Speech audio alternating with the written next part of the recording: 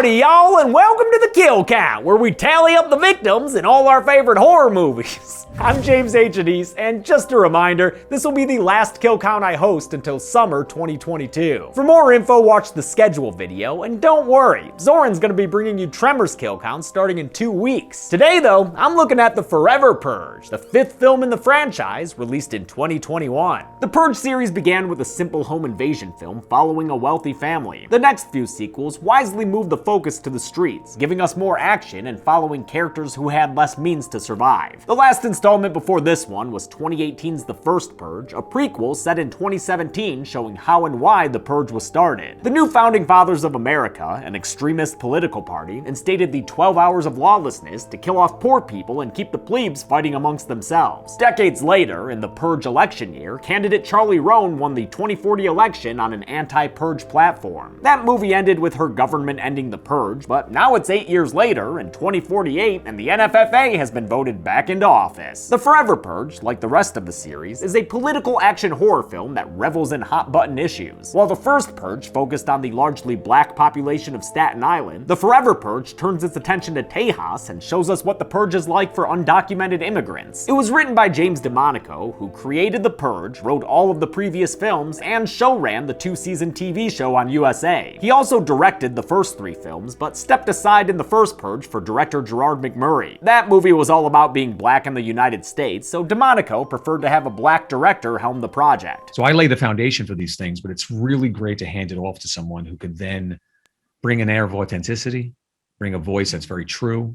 Especially in modern society now, it's great to hear from new directors. Similarly, The Forever Purge is directed by Everardo Gout, a Mexican filmmaker who DeMonico figured could better speak to the issues covered in this installment. He called me out on a lot of shit, to be quite honest. Not to be blunt, but he'd be like, dude, we wouldn't speak like that as Mexicans. We wouldn't talk that way about America. I know the Purge films aren't masterpieces and can often feel heavy-handed and on the nose, but I still enjoy the series for what it is, an exploration of the US with its worst instincts run amok. I think of them as entertaining thought experiments of how bad things could possibly get. As much as I enjoy watching them though, covering Purge movies is a special sort of hell. Counting their kills is an arduous frame-by-frame experience. 2 of them, Election Year and The First Purge, have held the Kill Count Championship with a combined tenure of more than a year. The First Purge lost the belt to Final Destination in August 2019, and The Forever Purge is the first installment to be released since then. Will this franchise take back the championship, or has it lost its main event luster? Let's find out and get to the kills. The movie begins in Mexico, right by the border wall. Juan and Adela pay for tickets aboard the Underground Express, which pops them out into the US of A. An opening credits sequence positions the country. 8 years after Charlie Roan won her election and got rid of the Purge, the new Founding Fathers are voted back into office, which is totally believable to me. Americans always be trying to find that greener grass. The NFFA immediately announces a return of the title card. 10 months later, it's Purge Eve across America. Juan has gotten a job on Tucker Ranch in Texas, taming wild horses like a true blue cowboy. Aw, he's got it looking like a little Lucy cat. Isn't that right, my little princess? Juan's especial equestrian experience makes Dylan Tucker jelly, because he's the wealthy son of the wealthy ranch owner and he wants to be head honcho. Also, dude's probably a little racist. I don't even know if I want our kids speaking Spanish in this house. Yeah, not like knowing a second language ever helped anyone. Adela's also done well for herself, running a kitchen for her boss Darius. She's proud of the life she's built with Juan here and wants to make sure they assimilate. Please, where are we? You need to practice your English. When in Rome. When in America. Adela's played by Mexican actress Ana de la Reguera, who was recently in Army of the Dead. Her husband Juan is played by Mexican actor Tenoch Huerta, who was real scary as a drug lord in Tigers Are Not Afraid. Caleb Tucker gives his employees a Purge protection bonus and tells Juan he's doing a great job. Juan's like, cool, but maybe make your son less racist? Well, I know that a lot of people feel that way, but I'm not sure that's the case with Dylan. He's a very proud man. You went up to him yesterday. You're a damn fine cowboy, Juan. Caleb's nice and all, but I think he represents people who make excuses excuses when their friends and family are racist. It's not subtle, but of course, Purge movies never are. The money's nothing but a way for these people to keep us alive so they can continue using our slave labor. We're nothing more than that. Yeah, there's some class stuff going on here too, but that comes part and parcel with the Purge. Purge night arrives, and with 12 lawless hours ahead of them, everybody prepares as best they can. The rich bunker down in their beautiful homes, much like the family in the first film, while the less well-off have to look out for each other. Juan and Adela are taken to a safe place by Titi, a fellow Mexican rancher who works with Juan. This place has got armed guards, música norteña, and bomb-ass comida. Tag me in, coach! The Purge kicks off with the usual service announcement, broadcast bilingually, followed by those iconic Purge sirens.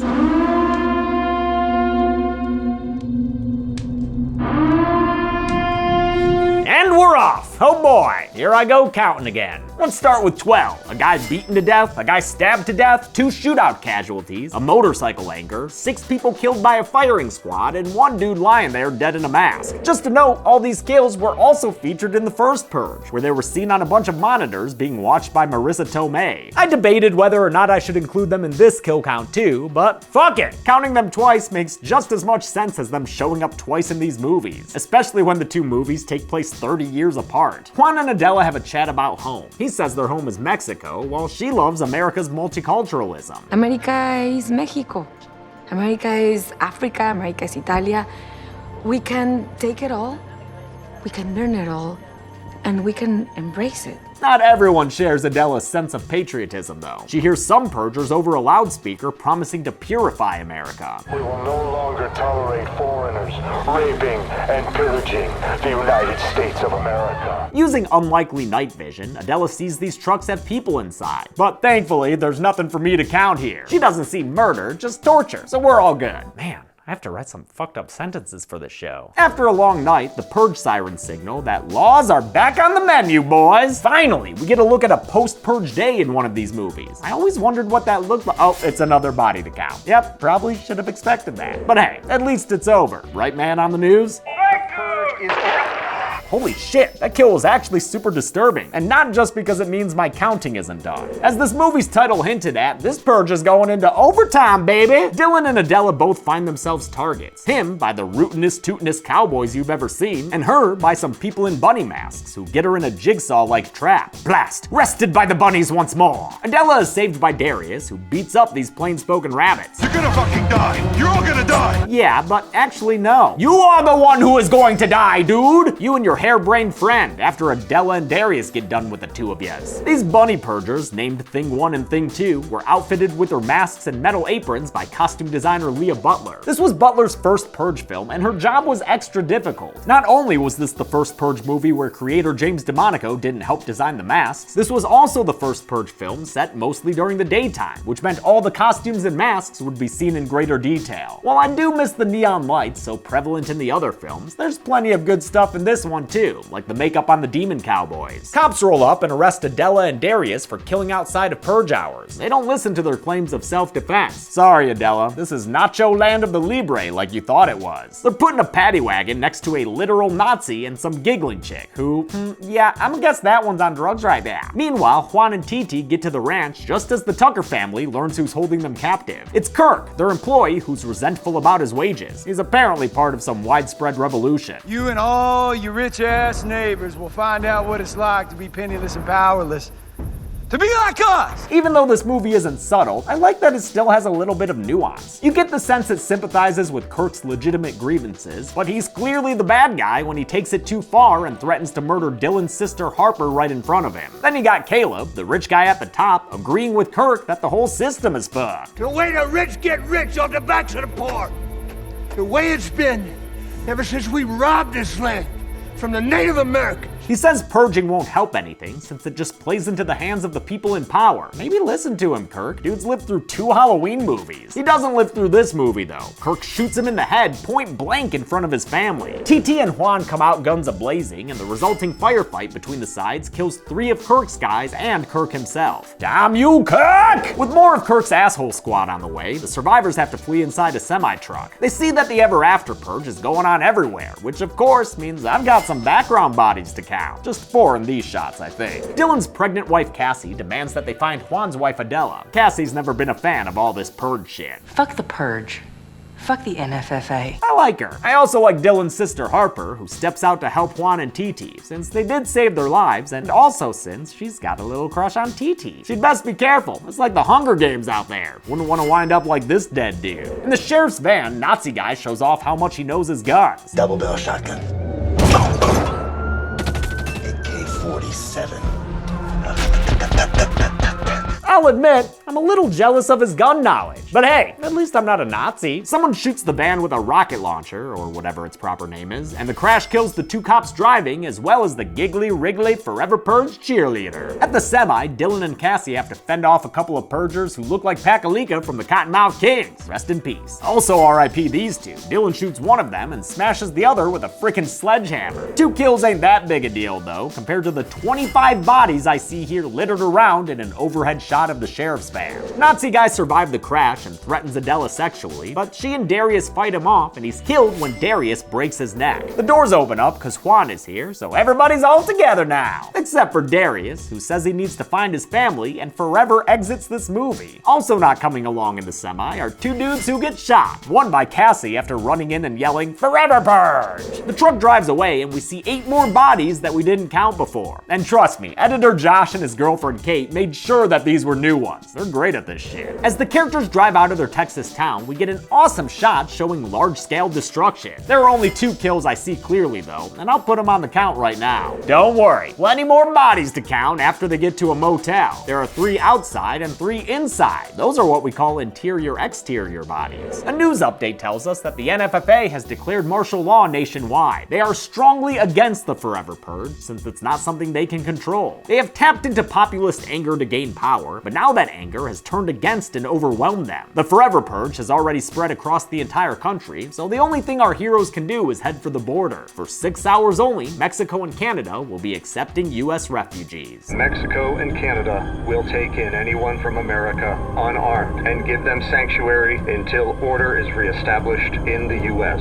That means it's time to go to Mexico. How's that make you feel, Dylan? While the others sleep, Juan has a conversation with Dylan, who sits there looking exactly like the Chad meme. Dylan doesn't think he's racist. But I will say I don't understand your culture just like you don't understand mine. Okay. I don't think white people are any better or worse than anybody else. Well, hey, that's good. We should all just stick with our own.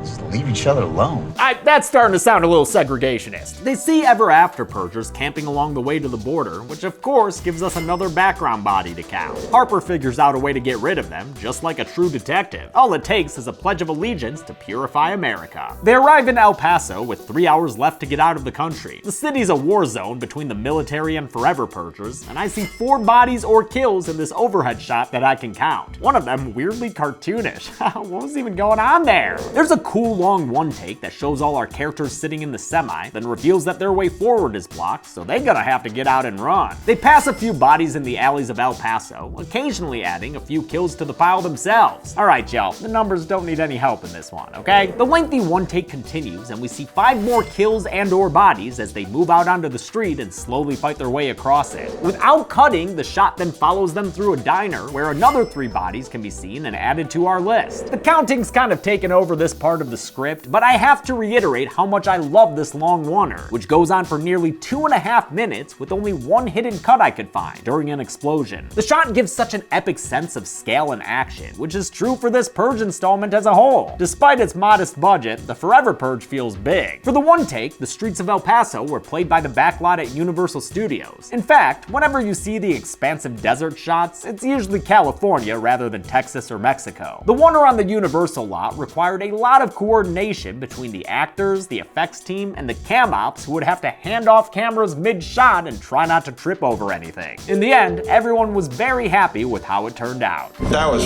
fucking amazing.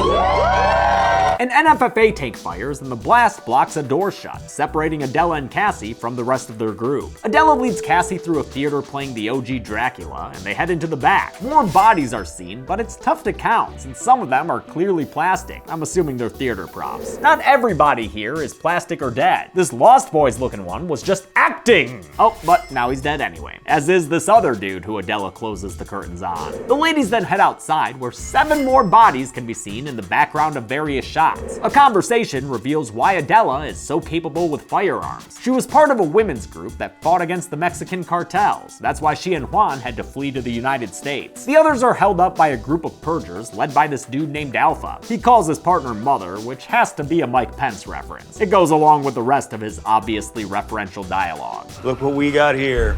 Couple of bad hombres. Bizarro Bryan Danielson tells his white captives to kill their Mexican friends, and when they refuse, Mother puts a bullet in TT's gut. Hate to see him go. TT was a real good chapo. He and Harper have this whole peanut butter and jelly thing going on. The NFFA comes to the rescue, which just by me saying that, you know things are fucked up. The fight begets 6 kills on both sides, with the last of those 6 being Mother, whom Juan shoots in the face with her own gun. The protags flee while Alpha whines, then an RPG kills 3 more cops and 1 more purger, I think. Alpha survives the bout and ends the scene walking away all pissed. Adela tells Cassie she can get them to safety. They just need to follow Roses wherever they goes. It's a symbol that Mexicans use to help each other as they learned on their very first day in America. This reminds me of similar real-life things like the Green Book, which helped Black Americans travel safely through the Jim Crow South. The Roses lead them to a group of people willing to help, and since Juan also followed the Roses, they find their spouses safe and sound. Military bases in El Paso have been destroyed by insider attacks, so the NFFA is pulling out and calling the city a lost cause. Mexico responds by closing their El Paso crossing point, leaving everyone on the US side vulnerable to purgers. One woman takes charge and says they might be able to escape just yet and avoid becoming dead bodies on the street like the one I see here that I'll add to the count. The survivors will be getting help from Thiago Aro, an anti-purge activist who's popped up a few times throughout the movie. He's played by Zahn McClarnon, last seen on the kill count as the scary Crow Daddy and Dr. Sleep. Here, he's a much more helpful man and leads the survivors towards a desert crossing spot as the sun rises. My tribe has lived right on the border of the U.S. and Mexico for centuries. We're the only people who could legally cross. They're on their way to illegally entering the United Mexican States when they see that they've got company. That Alpha dude and his beta bros driving towards them in their homemade warthogs looking for revenge. The would-be refugees reach the crossing point and enact a plan. Some of them will stay back to fight off the purgers while Harper takes Cassie to go have her baby in Mexico. Oh, whoa, and ride this sled thing? Oh man, that looks like so much fun! Though their ammo is low and their opponents are mean, these heroes are ready to— oh, wait, sorry. Hey guy, could you get out of this shot? Sorry, it's just, we don't really know you. Shit gets bumping and one dude fires off dynamite with a bow and arrow. It's so cool, I'll count 2 kills from the explosions, even though I can't say for certain anyone died. Once the shootout gets going, the kills are much easier to count, as long as you presume getting shot equals getting killed. If you do, that gives us another 7 in this scene. The protagonists get away and run to a building further back. When the Forever Purgers follow, 2 of them get cut down by Thiago and a friend who are hiding against the wall wearing animal skulls. A motorcycle bursts into the building and knocks Adela down. Damn, she landed like Lita doing a suicide dive on Trish. There's a back and forth beat 'em up and one dude tries to kill Juan like this were Pet Sematary 2. Adela shoots the guy, killing him and saving Juan's life. 2 other baddies get hacked and stabbed to death by Juan and Dylan. Adela is yoinked out the window by Alpha, and that moves the action back outside. While the American migrants flee for the border and the cowboys chase after Alpha, 5 of Alpha's Forever Purgers are killed in various ways. Stabbings, beatings, arrow shots. One dude dies with an unironic Wilhelm scream. What year is this? Alpha tells Adela to scream for her loved ones. In English, por favor. Did you forget how racist this dude is? Luckily, our heroes are cowboys and rope the fuck out of Alpha's gun and neck. There's no unnecessary fanfare as Juan kills Alpha by shooting him point blank in the head. The bad guy is dead and our heroes are not. I'm happy most of them survived. R.I.P. TT. They cross the border into Mexico, a return trip for Juan and Adela, and Dylan is greeted with a brand new baby girl, one that looks as fake as the baby in American Sniper. You know, Dylan wasn't a monster, but I do wish we had had a moment of vocalized redemption from him. Then again, maybe I'm just not used to the Purge being subtle, and I should be happy for what we get. Gracias, Juan. Muchas gracias, Adela. Yeah, that's nice. The movie ends with a bunch of shots showing the United States on fire. News broadcasts say the NFFA done fucked itself, and they also mention anti-purge resistance rising up. That gives us a sliver of hope for the country, and a heaping of hope for another Purge movie. How many kills and dead bodies did we count sifting through the Forever Purge? Let's find out and get to the numbers. Giddy up! Get along, little meaties! Yeah! By our best count, 143 people died in the Forever Purge. That's far from the top spot. In fact, it's currently tied for 8th most kills with Dawn of the Dead. Step it up, Purge movies! With a runtime of 103 minutes, that left us with a kill on average every 43.22 seconds. I'll give the Golden Chainsaw for coolest kill to Thing 1, a victim of his own saw-like trap. Just like with saw traps, that cage was a practical rig, built by special effects coordinator Zack Knight. It really flipped over a stunt performer by her neck. Good goddamn! Dull Machete for lamest kill will go to the dead dude in a mask, since it was recycled from the first Purge. Give me fresh kills, please! And that's it. The Forever Purge came out in 2021, and James DeMonico has already said he has ideas for a 6th film. As for me, it's time to rest these weary bones for a little while. I'm gonna go get married, finally, and work on things that aren't the kill count. I love this show, and I'll miss it for the next 6 months, but I've gotta try to stretch my legs creatively. Don't worry, you'll be in good hands in the meantime. Until we meet again, I'm James A. Janice. This has been The Kill Count. On the next Kill Count. For 4.5 years, James A. Janice has been covering all your favorite horror movies. But in January, it's time to cover the scariest thing of all. Change! Hi. Zoran Gvojic takes over The Kill Count to bring you the entire Tremors franchise, minus the series, starting with the only one released theatrically, Tremors. Cocktail? Tremors is the story of two good old boys named Val and Earl who decide to leave their shitty jobs just one damn day too late. What the hell's going on? I mean, what the hell is going on? A box office bomb that became a cult classic thanks to lovable characters. I'm a victim of circumstance. I thought you called it your pecker. Quotable lines. We killed it. Fuck you! And the best damn practical worm effects this side of the Dune. Broke into the wrong goddamn rec room, didn't you, you bastard? So get your head out of the sand, and this week watch Tremors. Then on Friday, January 14th, join temporary host Zoran Gvojic for The Kill Count. Only on Dead Meat. Underground goddamn monsters. Tremors can currently be watched on the pictured streaming platforms. Dead Meat always recommends you watch the movie for yourself before its kill count. It's the only way to have your own properly informed opinion. Kill counts are never meant to replace the experience of watching a film. Hey everybody, thanks a lot for watching this kill count. This feels really weird to be filming the last kill count that I'm gonna film for months. I don't know how to describe it. It feels like a weight is being lifted off of me, but also I'm really scared. I don't know, this is probably the biggest risk or chance that I've taken since leaving my job to do this full time. That worked out well, so, you know, fingers crossed that this doesn't blow up in my face. Make sure you check out those Tremors kill counts, because don't worry, I've read through the scripts and they're really good stuff. But for now, Happy New Year, and be good people.